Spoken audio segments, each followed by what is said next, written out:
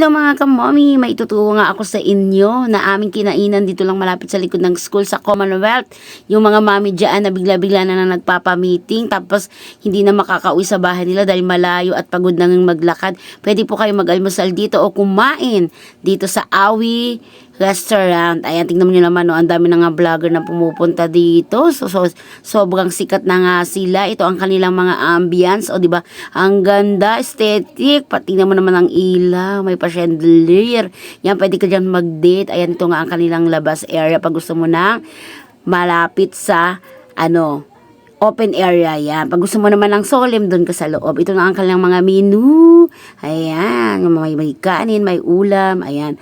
May mga package din dyan para sa mga student. O, diba? Sa labas pa nga lang. O, diba? Nag-video muna ako bago kumain. O, ito ang kanilang mga tapsi pang almusal. Ayan. Ang in-order nga naming tatlo dyan. Kami ni Mami Luz at saka ng aking kumara na si Ate Cheryl. Ayan. Ayan o. Awi Restaurant. Sa likod lang po yan ng Commonwealth.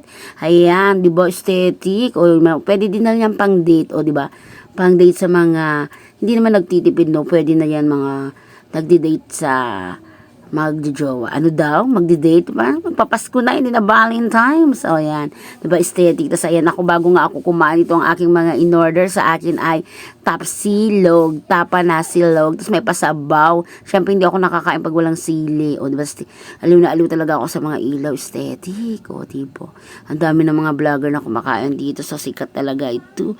Malapit lang dito yan sa Commonwealth. Mayroon din dito iba-ibang restaurant. Tabi-tabi sila. O, diba.